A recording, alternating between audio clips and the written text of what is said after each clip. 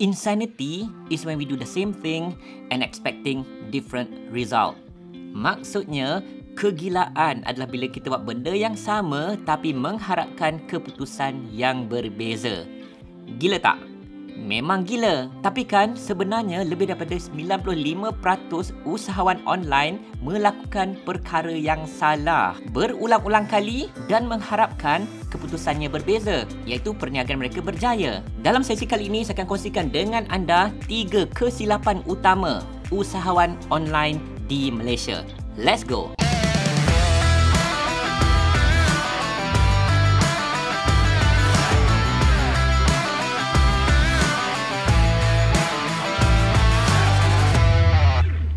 Sekiranya anda usahawan ataupun bakal usahawan online, pastikan sesi ini anda ikuti daripada awal sampailah habis kerana rata-rata ramai usahawan melakukan 3 kesilapan ini ketika menjalankan perniagaan.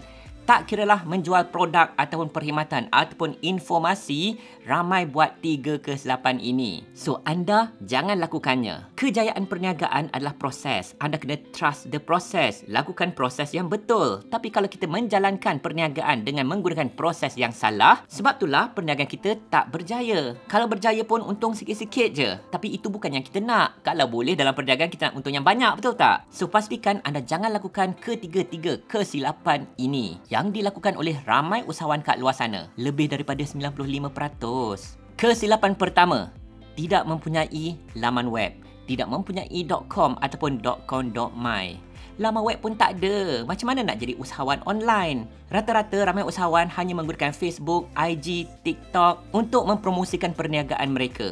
Tak ada laman web, tak ada .com ataupun .com.my. Tak kisahlah janji kena ada laman web. Sebab apa? Laman web tujuannya adalah untuk closekan sale. Tujuannya adalah untuk menjual. Media sosial tujuannya adalah untuk mempromosi, untuk marketing. Kalau kita lakukan marketing, promosi tanpa closing the sale, kat situlah kita susah mendapat pelanggan. Ramai usahawan mengeluh, kata, "Okay, saya dah buat marketing macam-macam tapi tak ada ramai yang beli." Saya setuju, ramai melakukan marketing tapi ramai yang tak pandai closekan sale, iaitu kan mendapatkan jualan. Dan cara nak mendapatkan jualan dengan lebih mudah adalah dengan mempunyai laman web. Kalau kita lihatlah syarikat besar-besar seperti Lazada, Zalora, AirAsia, Booking.com, Nike ke, Adidas ke, even Apple, semua mempunyai laman web untuk dapatkan jualan. Kenapa pedagang kecil-kecilan tak ada laman web? Ramai rasa mereka tak perlu ada laman web kerana mereka pedagang kecil-kecilan. Tapi hakikatnya, oleh kerana tak ada laman web lah perniagaan mereka remain small dan susah untuk mendapat keuntungan. Bila tak ada laman web, usahawan akan berada dalam masalah ini. Masalah terlalu banyak kerja-kerja manual, iaitu kena PM harga, kena DM harga, kena WhatsApp harga dan sebagainya, dan melayan customer secara manual. Ini akan mengambil banyak masa usahawan tersebut untuk closekan sale, untuk mendapatkan jualan. Mereka akan sibuk di PM, akan sibuk di DM dan WhatsApp, tetapi sebenarnya kan tak efisien dan tak produktif. Tujuan laman web adalah untuk mendapatkan leads, mendapatkan prospek dan closekan sale secara automatik. Ini adalah langkah pertama untuk otomasikan sesebuah perniagaan, mempunyai laman web. Tak kira anda menjual produk fizikal ataupun anda menjual perkhidmatan. Bila ada laman web yang penuh dengan informasi perniagaan anda, perkhidmatan anda, orang boleh masuk, baca dan buat keputusan untuk beli dari anda secara automatik. Laman web juga akan menjadikan perniagaan anda boleh masuk oleh sesiapa sahaja serata dunia. Katalah laman web anda ada in English dan juga in BM, maka lebih besarlah pasaran anda, bukan hanya di Malaysia ataupun di Asia, tapi serata dunia. Contohnya yang ini. Ini laman web perniagaan saya, sujud.com.my, di mana saya gunakan laman web ini untuk target mereka di Malaysia. Ramai yang membeli dari laman web ini. Tapi saya ada satu lagi laman web in English, www.thesujud.com. Laman web yang ini pula target global market. Pasaran saya semakin besar. Simple je untuk dapatkan pasaran yang lebih besar. Make sure anda ada laman web, dan kalau boleh, bila anda bersedia, pastikan laman web anda BM ada, English pun ada juga. Boleh tak macam tu? Perniagaan kecil anda akan mencapai lebih tinggi dengan hanya mempunyai laman web sahaja. Macam mana nak buat laman web?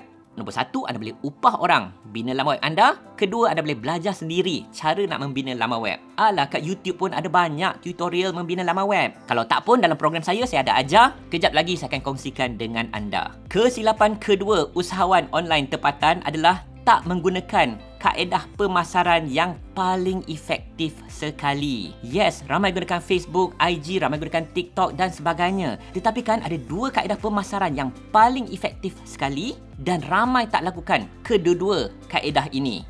Cuba anda cek, ada guna tak dua kaedah ini? Masalah utama sebagai usahawan, kita sering fikir mana nak cari pelanggan. Betul tak? Itu adalah salah satu soalan cepu emas untuk kita, mana nak cari pelanggan. Hari-hari kita tanya soalan yang sama, mana nak dapatkan pelanggan. Tapi what if saya bagi tahu anda ada cara untuk pelanggan yang cari anda, dan kaedah marketing ini adalah pelanggan yang akan cari anda. Apakah caranya? Nombor 1, SEO, Search Engine Optimization. Ramai tak gunakan kaedah ni. Pendek kata, Search Engine Optimization ertinya adalah bila kita ada laman web, kita boleh bawa laman web kita ke depan enjin pencari. Masalahnya nombor 1 tadi, ramai laman web pun tak ada. Bila anda ada laman web, anda boleh bawa laman web anda ke depan enjin pencari, iaitu Google. Now, semua orang gunakan Google untuk mencari sesuatu. Betul tak? Anda guna Google, saya pun guna Google juga. Bayangkan seseorang melakukan carian di Google seperti cara hilangkan jerawat, cara licinkan kulit, cara putihkan kulit, apakah maksud takaful, bagaimana nak melabur pada emas dan sebagainya. What if apa yang orang cari tu adalah apa yang anda jual sebagai seorang usahawan?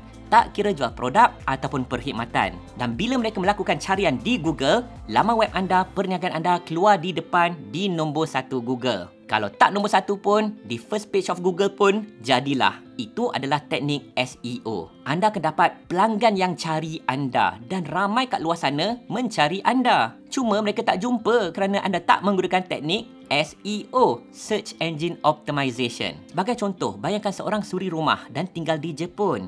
Dan suri rumah ni kan dia nak buat jelly ataupun puding untuk anak-anaknya. Yes, dia ni beragama Islam. Now, untuk buat jelly ataupun puding perlukan bahan yang dikenali sebagai gelatin. Dan sebagai orang Islam, gelatin ni ada yang halal, ada yang non-halal. Sebagai seorang suri rumah di Jepun, dia perlu cari dan dapatkan gelatin yang halal. Mana nak dapat? Mungkin dia akan masuk Google dan lakukan carian halal gelatin. Dalam beberapa saat saja akan mendapat keputusannya. Laman web yang menjual halal gelatin, termasuk yang nombor 1 ke atas ni.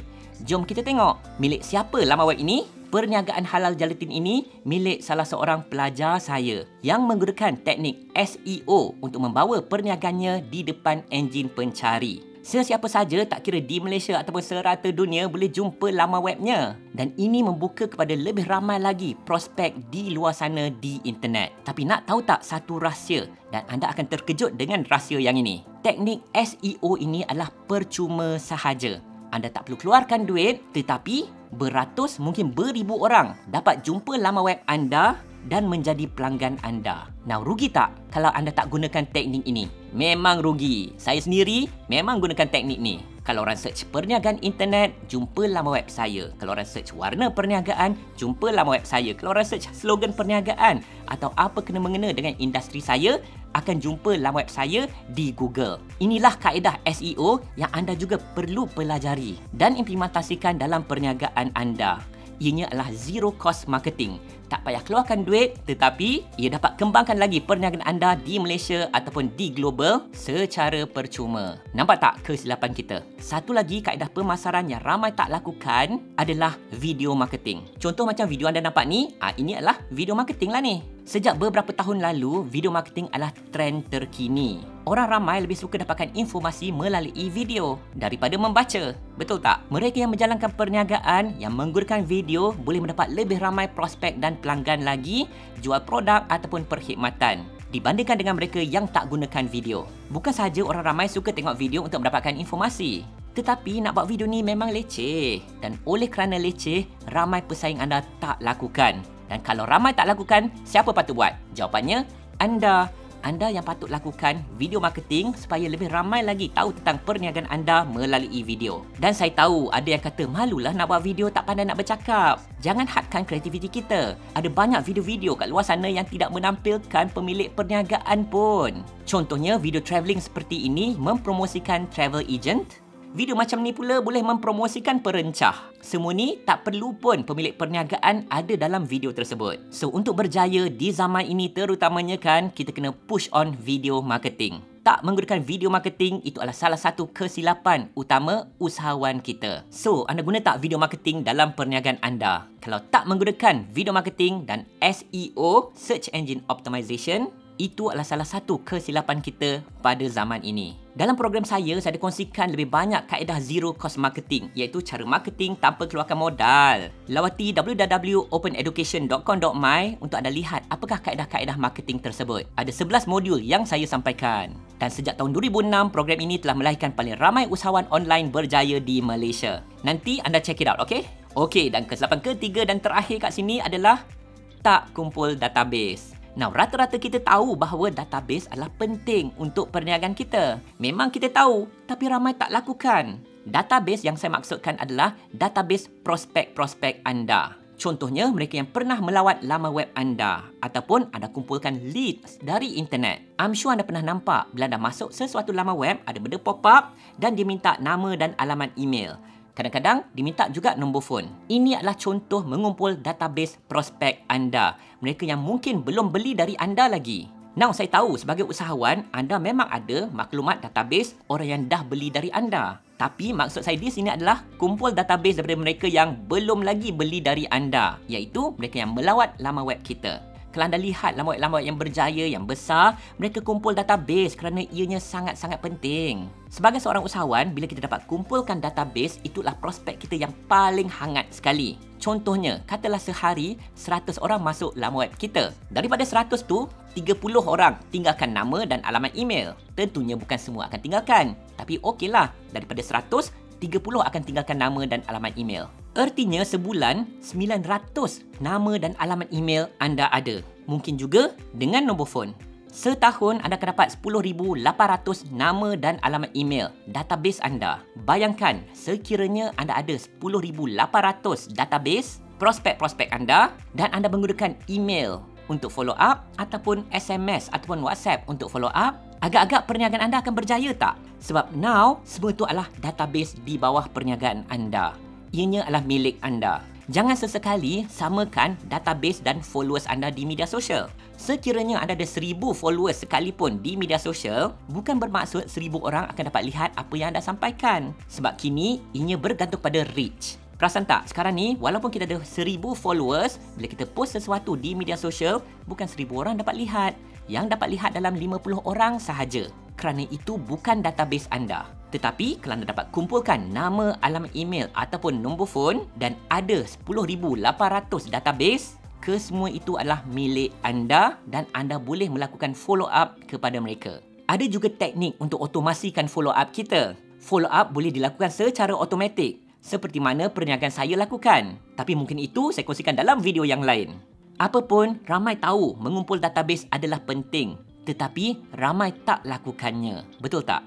So, jadikan daripada 3 ni, yang mana satu anda tak lakukan? 3 kesilapan usahawan online kini. Harapnya anda bukanlah dalam statistik 95% yang melakukan kesilapan-kesilapan ini. Of course, antaranya kan adalah anda tak tahu bagaimana nak lakukannya. Tak kiralah, tak tahu bina laman web, melakukan marketing ataupun kumpul database. Bagi anda yang nak belajar lebih lanjut tentang ini, lawati www.openeducation.com.my. Saya ada kendalikan satu program 11 modul 6 bulan bersama saya di mana saya kongsikan kaedah-kaedah memulakan perniagaan dan kembangkan perniagaan anda dengan cara yang betul supaya anda juga tak lakukan antara 3 kesilapan ini. Bagi anda yang nak mulakan perniagaan, nak kembangkan perniagaan anda, tak kira menjual produk fizikal ataupun perkhidmatan, luangkan 10 minit di www.openeducation.com.my. Program ini akan bermula tak lama lagi dan tempatnya selalunya penuh. So check it out, ada rezeki kita jumpa di sana. Sehingga kita berjumpa lagi.